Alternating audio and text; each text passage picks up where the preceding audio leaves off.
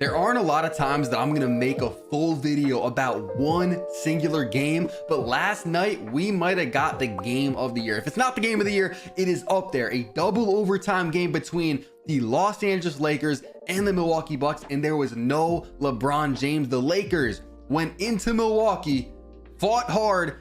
AD played what? 52 minutes, and they stole a game which they were not leading in at all in regulation. They did not lead. They were trailing they went on a 26-7 run to end regulation.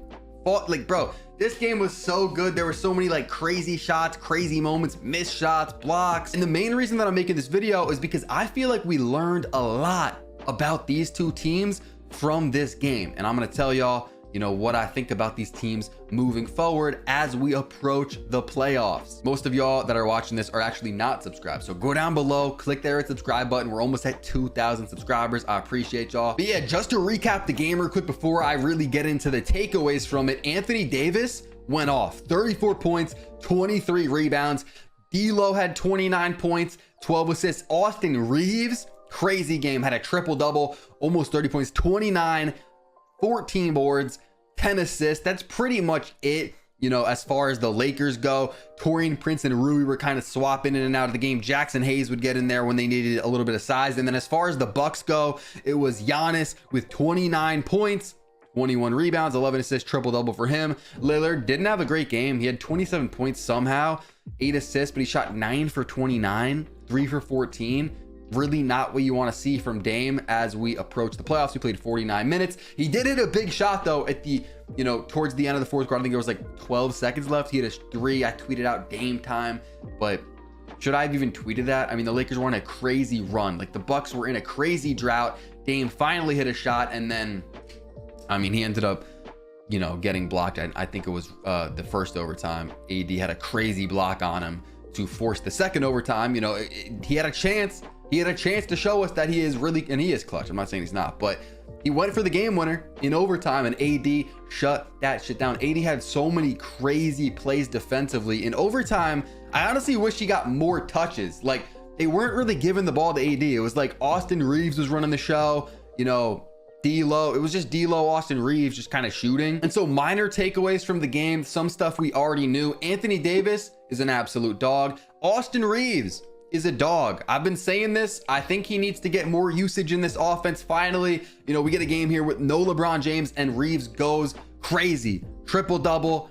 He did miss the game winner in regulation, but it was like from like 35 feet out. Tough shot to make. He almost made it. And then as far as the Bucks go, we kind of know what we're getting with Giannis and Dame, but the guy that I really want to talk about is Malik Beasley. He hit a bunch of clutch threes in the first overtime, and I think in the fourth quarter as well, but especially in the beginning of the first overtime. If the Bucks want to go anywhere in the playoffs, it's Malik Beasley's gonna have to hoop, and I believe in him to do that. So they just got to use him because he's one of the best 3-point shooters in the league. We saw that last night. He did miss some, but you can't expect him to make all of them. You know what I'm saying? When Dame's going 3 for 14, 9 for 29, we kind of know who the game's on, right?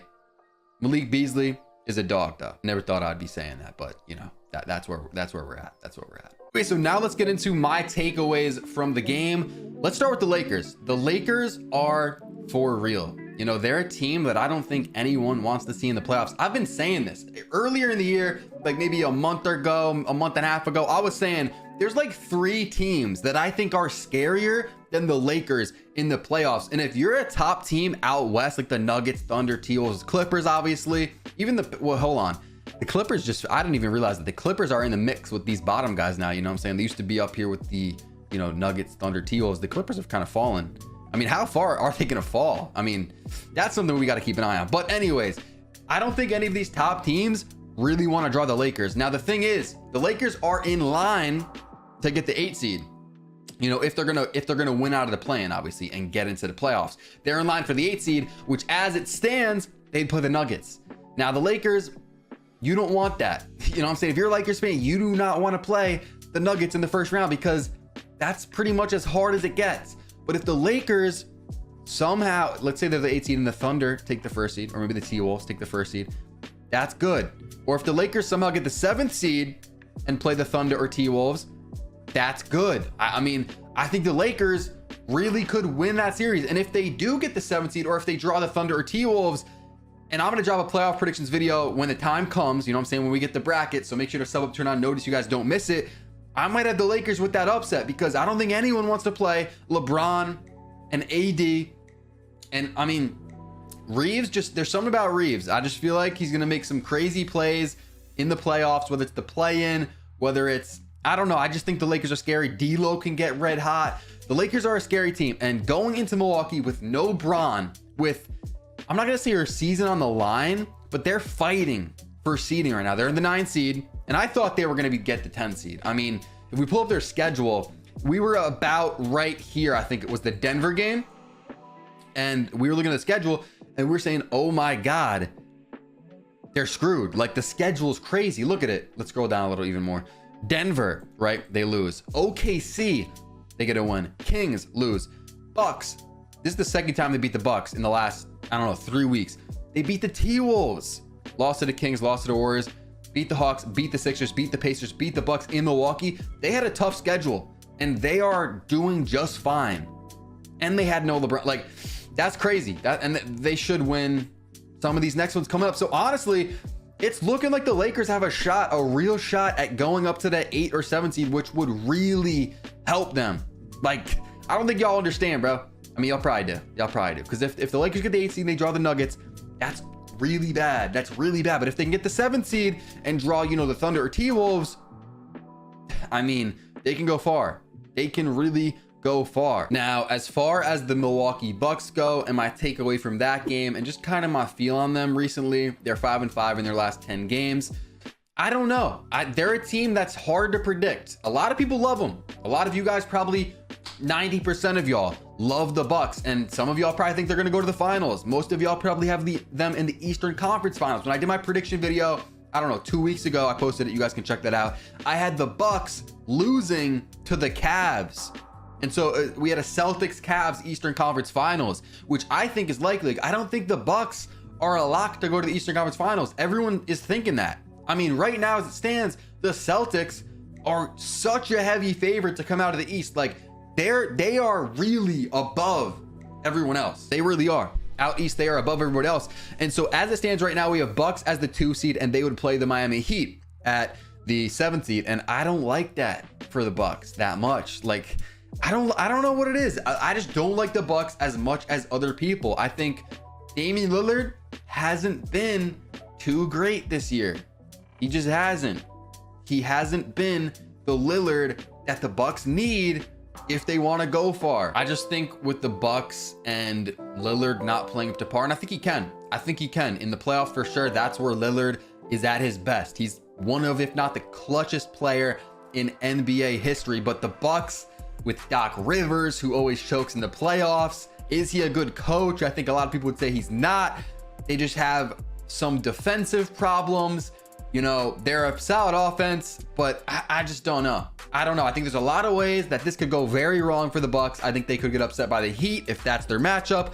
Again, if the Cavs are healthy and it's Cavs Bucks, I mean, I might just have the Cavs over them. And I think a lot of these other teams, you know, a lot of people are sleeping on, you know, the Knicks, the Magic, the Pacers. I think they could give the Bucks a run for their money. And so I just don't love the Bucks. And I mean, losing at home against a Lakers team who's like the Bucks are the 2nd team in the Eastern Conference, right? Second best team. And they go up against a team that's fighting in the play-in out West. They're the 9 seed Lakers without their best player. It's a home game for the Bucks, and you lose. That just can't happen. And they were winning the whole game. They did not have a deficit in regulation at all. You know what I'm saying? They had to lead the whole game. It gets tied up at the end, goes to double overtime eventually. Lakers come out with a win. I mean, that's something you can't have happen. And it's coming up on the playoffs. Where they have 10 more games? The Bucks have 10 more games. 5-5 in their last 10. They are not, you know, looking good at all. Let me pull up their schedule real quick, and we'll look at some of their recent games. Here we go. We have a loss, of course, to the Lakers. They did just beat the Thunder. They did beat the Thunder. A loss to the Celtics. They have a loss to the Kings. The Lakers again and the Warriors. So kind of a tough schedule they've had recently. So I will give them that. But they're just a weird team. I don't know if I'm the only one that has that feeling. Y'all can let me know in the comments, but they're just a team that I get weird vibes with. But at times, there has been times this year where I'm like, bro, Giannis and Dame. I mean, come on. How many times have we seen a duo like that? Like they might go like on a Kobe and Shaq type run, win some finals. But at the same time, I don't know. Lillard hasn't played like he's played in the past. Last year he averaged 32. Obviously it's a different situation. This year he's averaging 24. That's a big drop off. He's shooting less percentage from three. Of course though, if Lillard locks in, Giannis locks in, you got a good supporting cast. Chris Middleton, if he's healthy, great piece. Malik Beasley in the corner, he's not missing. They got to utilize him as much as they can because you know Giannis and Dame are going to draw a lot of double teams. Brook Lopez, depoy caliber player, can stretch the floor.